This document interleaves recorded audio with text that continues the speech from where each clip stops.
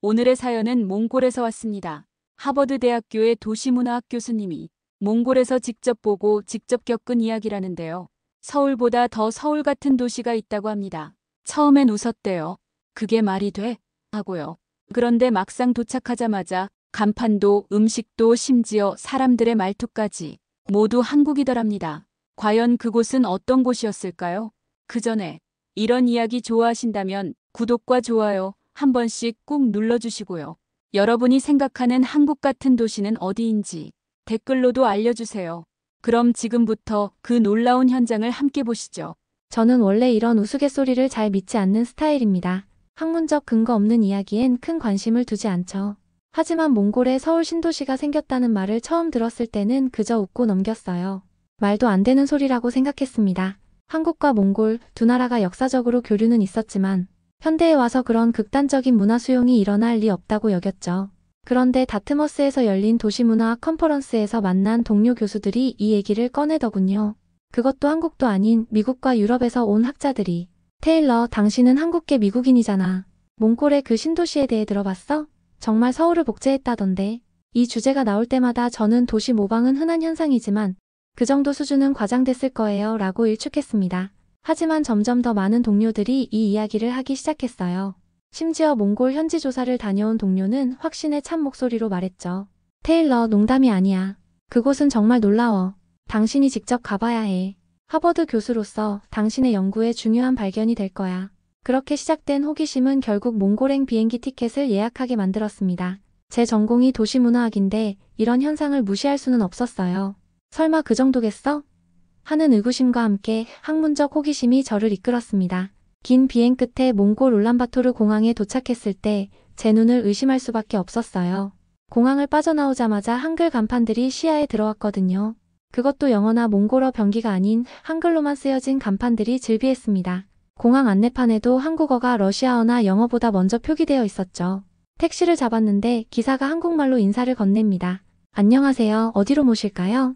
저는 한국계 미국인이라 한국어를 알아듣긴 하지만 여기서 한국어로 인사받을 줄은 몰랐어요. 당황한 표정으로 쳐다보자 택시기사는 웃으며 말했습니다. 아, 미국에서 오셨군요. 여기선 한국어 못하면 밥도 못 먹어요. 저도 3년 전에 배우기 시작했죠. 요즘은 몽골 사람들 대부분이 한국어를 배우고 있어요. 특히 몽탄에 가실 거면 한국어는 필수죠. 몽탄이라. 그 이름조차 한국식이었습니다. 몽골과 한국의 합성어처럼 들렸어요. 택시는 울란바토르 시내를 벗어나 약 40분 정도 달렸고 저는 창밖으로 펼쳐지는 광활한 초원과 게르의 풍경에 빠져들었습니다. 그런데 갑자기 지평선 너머로 고층 아파트 단지가 모습을 드러냈어요. 마치 사막에 갑자기 마천루가 솟아오른 것 같은 기묘한 광경이었습니다. 교수님, 저기가 몽탄입니다. 서울보다 더 서울 같은 곳이죠. 택시기사의 말에 저도 모르게 고개를 끄덕였습니다. 이제 직접 확인할 시간이었어요. 몽탄에 들어서는 순간 저는 할 말을 잃었습니다. 눈앞에 펼쳐진 풍경이 너무나 익숙하면서도 낯설었거든요. 서울의 강남, 판교, 분당을 그대로 옮겨놓은 듯한 도시였습니다. 택시가 중앙광장으로 향하는 대로를 따라 달리는 동안 창밖으로는 한국의 아파트 단지와 똑같은 모습의 건물들이 줄지어 서 있었어요. 이건 믿기 힘들군요. 저는 중얼거렸습니다. 마치 서울의 신도시를 그대로 복제한 것 같아요. 택시기사는 자랑스럽게 웃으며 말했죠. 네, 정확히 그렇습니다. 우리 몽골 정부가 10년 전에 시작한 프로젝트예요. 한국의 도시계획 전문가들을 초청해서 설계부터 건설까지 모두 한국식으로 진행했죠. 처음엔 단순히 한국식 아파트 단지를 지으려던 것이 이제는 하나의 도시가 됐습니다. 택시에서 내려 거리를 걷기 시작했습니다.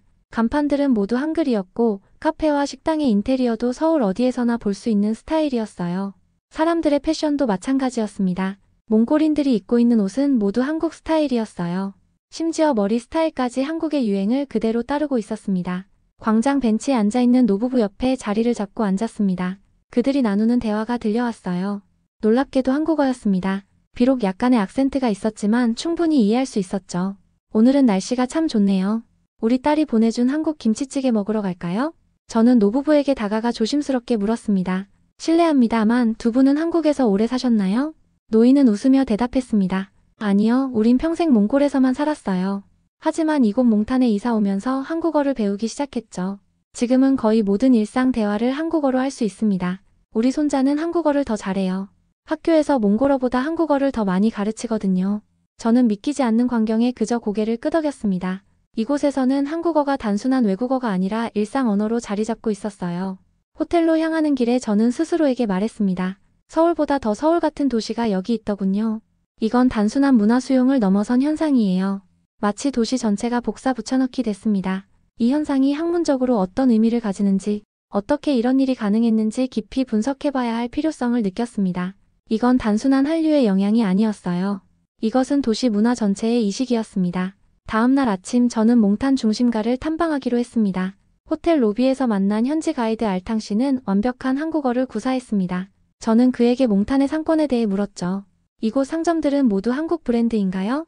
알탕 씨는 고개를 끄덕이며 대답했습니다. 네, 대부분이 한국 브랜드입니다. BBQ, 롯데리아, 이마트, GS25, CU 같은 한국 체인점들이 상권을 장악하고 있어요. 처음에는 몽골 기업들이 한국 기업과 합작해서 시작했지만 지금은 완전히 현지화되었습니다. 몽골 기업들도 한국식 이름과 로고를 사용하는 경우가 많아요. 거리를 걸으며 저는 정말 그의 말이 맞다는 것을 확인할 수 있었습니다. 도로변에는 한국의 편의점 체인점들이 줄지어 있었고 식당가에는 한국 음식점과 카페들이 즐비했어요. 심지어 몽골 전통 음식을 파는 식당도 한글 간판을 달고 있었습니다. 젊은이들이 한글 간판 앞에서 사진을 찍고 있는 모습이 눈에 띄었습니다. 저는 호기심에 한 무리에게 다가가 물었어요. 한글 간판 앞에서 사진을 찍는 이유가 있나요? 20대로 보이는 여성이 환하게 웃으며 대답했습니다. 영어 간판은 이제 식상해요. 한글이 더 트렌디하고 힙해요. 인스타그램에 올리면 좋아요도 훨씬 많이 받아요. 그녀의 친구도 덧붙였습니다. 한글은 예술적이에요. 디자인적으로도 멋있고 배우기도 쉬워요. 저희 또래는 거의 다 한글을 읽을 수 있어요. 읽지 못하면 유행에 뒤처진 사람 취급을 받죠. 저는 깊은 생각에 빠졌습니다. 언어는 단순한 의사소통 도구가 아니라 문화적 정체성과 사회적 지위를 나타내는 상징이기도 하죠. 이곳 몽탄에서 한글은 젊은이들에게 트렌드의 일부가 되어 있었습니다. 알탕 씨는 저를 대형 쇼핑몰로 안내했습니다. 그곳에서도 한국 브랜드가 줄을 이루고 있었어요.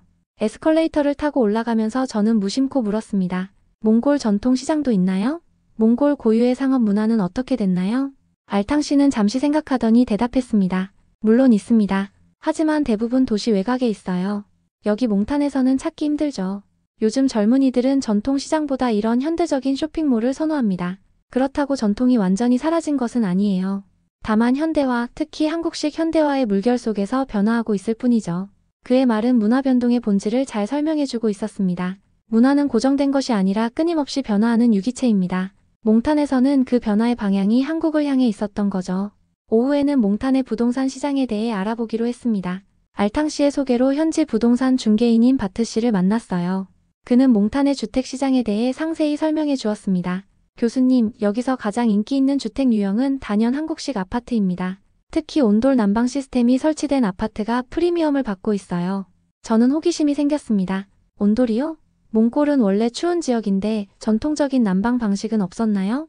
바트 씨는 고개를 끄덕였습니다. 물론 있었죠. 몽골의 전통 가옥인 게르는 중앙에 화로를 두고 열을 내는 방식을 사용했어요. 하지만 한국의 온돌처럼 바닥 전체를 따뜻하게 하는 시스템은 아니었죠. 온돌은 몽골의 혹독한 겨울에 완벽하게 맞는 시스템입니다. 바닥이 따뜻하니 맨발로 걸어도 되고 바닥에 앉거나 누워도 춥지 않아요. 그의 설명을 들으며 저는 문화교류의 역사적 아이러니를 생각했습니다.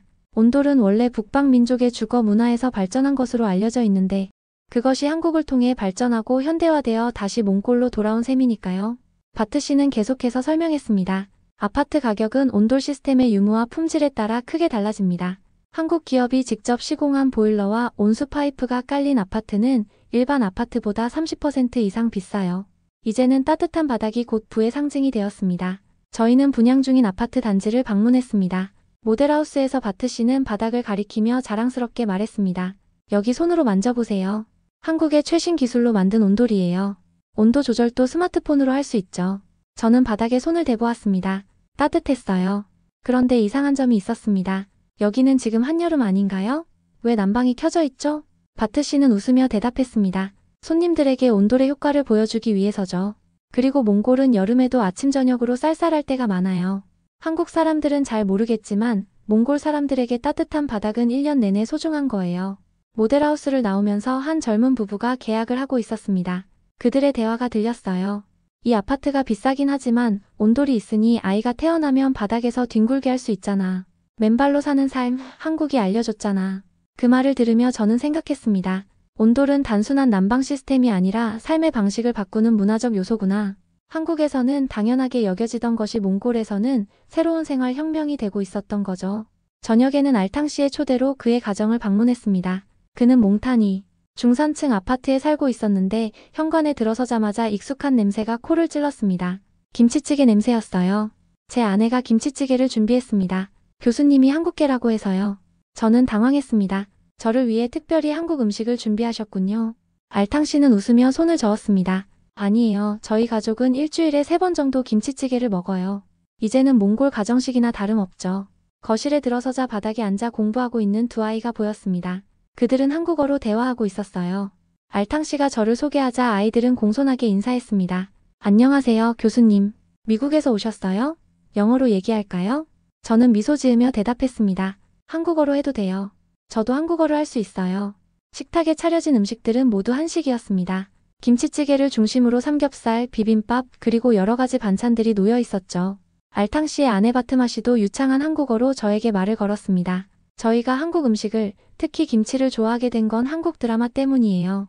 처음에는 유튜브로 레시피를 보고 따라했는데 지금은 김치도 직접 담가요. 식사를 하며 저는 집안 곳곳에 있는 한국적 요소들을 발견했습니다. TV 위에는 한국 드라마 포스터가 붙어 있었고 책장에는 한국어 책들이 가득했어요. 심지어 가전제품도 대부분 한국 브랜드였습니다. 우리 아이들은 한국어를 몽골어보다 더 잘해요. 바트마 씨가 자랑스럽게 말했습니다. 학교에서도 한국어를 배우지만 집에서도 한국 TV 프로그램을 많이 보거든요. 한국에 유학 보내는 것이 저희 목표예요. 큰아이가 갑자기 물었습니다. 교수님, 서울에 가면 정말 이곳보다 더 좋나요? 이 순수한 질문에 저는 잠시 생각에 잠겼습니다. 이 아이에게 서울은 동경의 대상이자 꿈의 도시였겠죠. 하지만 아이러니하게도 제가 지금 있는 이곳, 몽타는 서울을 모방하여 만든 도시였습니다. 서울은 크고 복잡한 도시야. 좋은 점도 많지만 힘든 점도 있어. 중요한 건 어디에 있든 자신의 꿈을 키우는 거야. 저녁 식사를 마치고 알탕 씨 가족과 함께 거실에 앉아 이야기를 나누는 동안 저는 이 가정에서 보이는 한국 문화의 수용이 얼마나 자연스러운지 감탄했습니다. 이것은 단순한 모방이 아니라 자신들의 생활 속에 한국 문화를 완전히 통합시킨 모습이었어요. 다음 날 아침 저는 몽탄의 교통체계를 살펴보기로 했습니다. 호텔 앞에서 택시를 잡으려는데 놀랍게도 지나가는 차들이 모두 한국 차였어요. 현대, 기아 차량들이 도로를 가득 메우고 있었습니다. 택시로 온 차량도 현대 그랜저였어요. 택시 기사는 자신의 차량을 자랑스럽게 소개했습니다. 이 차는 3년 전에 구입했어요. 몽골에서는 한국차가 최고입니다. 품질도 좋고 부품 구하기도 쉬워요. 도로를 달리면서 저는 창밖으로 보이는 차량들을 세어보았습니다. 10대 중 7대가 한국 자동차였습니다. 특히 현대포터와 같은 소형 트럭들이 많이 보였어요. 포터는 몽골인의 생활 필수품이 됐어요. 택시 기사가 설명했습니다. 포터 없으면 장사도 이사도 결혼도 못해요. 우리는 그것을 만능차라고 부릅니다. 도심 한복판에 있는 대형 자동차 매장을 방문했습니다. 전시장에는 최신형 현대, 기아 자동차들이 줄지어 서 있었어요. 전시장 직원은 자부심 넘치는 목소리로 말했습니다. 몽골 사람들이 한국차를 선호하는 이유는 단순해요. 가성비가 좋고 우리나라 극한 기후에 맞게 설계되어 있거든요. 영하 40도의 겨울에도 문제없이 시동이 걸리고 험한 도로에서도 내구성이 좋습니다. 전시장 구석에는 전기차 충전소가 설치되어 있었습니다. 그곳에는 현대 아이오닉 전기차가 충전 중이었어요. 이것이 우리의 미래입니다. 직원이 자랑스럽게 말했습니다. 몽타는 몽골에서 전기차 충전 인프라가 가장 잘 갖춰진 도시예요. 모두 한국 시스템을 그대로 도입했죠. 한국에서 전문가들이 와서 설치했습니다. 직원의 설명을 들으며 저는 생각했습니다. 자동차는 단순한 이동수단이 아니라 한 사회의 산업과 문화 수준을 보여주는 지표구나. 몽골에서 한국차가 이렇게 압도적인 점유율을 가진 것은 단순히 품질의 문제가 아니라 한국 문화에 대한 전반적인 선호와 신뢰가 바탕이 됐을 거예요. 매장을 나서는데 한 고객이 현대 스타리아를 구경하고 있었습니다. 그의 말이 들렸어요. 이 차는 우리 가족 모두가 타기에 완벽해요. 게르 생활하던 시절엔 상상도 못했던 편안함이죠. 그 말을 들으며 저는 몽골 사회의 변화를 실감했습니다. 유목민의 전통에서 현대적 도시 생활로의 전환, 그 과정에서 한국 문화가 중요한 역할을 하고 있었던 거죠. 몽탄에서의 3번째 날, 저는 현지 초등학교를 방문할 기회를 얻었습니다. 몽탄 제1초등학교는 한국의 평범한 초등학교와 다를 바 없어 보였습니다. 교실에 들어서자 아이들이 일제히 일어나 한국어로 인사했어요. 안녕하세요, 선생님. 저는 미소를 지으며 아이들에게 답례했습니다. 교실을 둘러보니 칠판에는 한글 자음과 모음이 차례대로 적혀 있었어요. 기역, 니은, 디귿, 리을, 미음, 비읍, 시옷. 담임 선생님인 투무르 씨는 저에게 교실을 안내해 주었습니다. 그녀는 서울대학교에서 한국어 교육을 전공했다고 했어요. 우리 학교는 몽골어와 한국어를 모두 가르치지만 한국어 수업 시간이 더 많아요. 아이들이 자연스럽게 한국어를 습득할 수 있도록 여러 과목을 한국어로 진행합니다. 아이들은 한글을 배우는데 매우 열성적이었습니다. 몽골어보다 한국어를 더 유창하게 구사하는 아이들도 많았어요. 교실 뒤편에는 꿈의 직업이라는 제목의 포스터가 붙어 있었는데 많은 아이들이 한국 회사 취직이나 한국 유학을 적어 놓았습니다. 왜 한국어를 배우는 게 중요하다고 생각하니? 저는 한 여학생에게 물었습니다. 한글을 알면 좋은 회사에 들어갈 수 있어요. 우리 오빠는 한국어를 잘해서 현대자동차에 취직했어요. 월급이 정말 많대요. 또 다른 남학생은 이렇게 대답했습니다. 저는 나중에 한국에 유학 가고 싶어요. 그래서 매일 한국어 공부를 열심히 해요. 한국에서 대학 나오면 몽골에서 더 좋은 직장을 구할 수 있대요. 투무르 선생님은 이런 현상에 대해 설명해 주었습니다. 몽골에서는 한국어가 선택이 아니라 생존입니다. 특히 이곳 몽탄에서는 더욱 그래요. 한국 기업들이 많이 진출해 있고 한국과의 교류가 활발하니까요. 요즘 부모들은 아이들에게 영어보다 한국어를 먼저 배우게 합니다. 수업 시간에 아이들은 한국 동요를 배우고 있었습니다. 산토끼 토끼야를 몽골 악센트가 가미된 한국어로 부르는 아이들의 모습이 인상적이었어요. 어떤 아이는 제게 다가와 속삭였습니다. 선생님, 저는 BTS처럼 되고 싶어요. 한국어 노래를 불러서 유명해질 거예요. 저는 아이들과 점심을 함께 했는데 급식 메뉴도 한국식이었습니다. 김치, 된장국, 불고기가 나왔어요. 아이들은 모두 숟가락과 젓가락을 능숙하게 사용했습니다. 학교를 나오면서 교장 선생님과 이야기를 나눌 기회가 있었습니다. 그는 진지한 표정으로 말했어요. 한글은 이제 성공의 언어입니다. 우리 아이들에게 더 나은 미래를 열어주기 위해 우리는 한국어 교육에 많은 투자를 하고 있어요. 이것은 단순한 교육 정책이 아니라 국가의 미래를 위한 전략입니다. 그의 말을 들으며 저는 언어가 가진 힘을 다시 한번 실감했습니다. 언어는 단순한 의사소통 도구를 넘어 사회적 지위와 경제적 기회를 결정짓는 중요한 요소가 되었던 것이죠. 몽탄에서 한글은 이제 꿈과 희망의 상징이 되어 있었습니다. 마지막 날, 저는 몽탄의 도시계획을 담당했던 몽골 정부 관계자 바트볼드 씨를 만났습니다. 그는 이 프로젝트의 처음부터 끝까지를 지켜본 사람이었죠. 교수님, 몽탄이 어떻게 탄생했는지 궁금하시겠죠? 2012년 우리 정부는 울란바토르의 심각한 과밀화와 환경 문제를 해결하기 위해 새로운 위성도시 건설을 결정했습니다. 그때 우리는 많은 나라의 도시 모델을 연구했어요. 미국식, 유럽식, 중국식, 싱가포르식. 하지만 결국 한국의 신도시 모델을 선택했죠. 왜 하필 한국이었나요? 저는 이 프로젝트의 핵심을 묻고 싶었습니다. 바트볼드 씨는 잠시 생각에 잠기더니 대답했습니다. 가장 큰 이유는 극한의 환경에 대한 적응력이었어요. 한국도 몽골처럼 혹독한 겨울을 견디기 위한 주거 시스템을 발전시켜왔죠. 온돌 문화가 대표적입니다. 그리고 한국은 짧은 시간에 농경사회에서 첨단 산업국가로 도약한 경험이 있어요.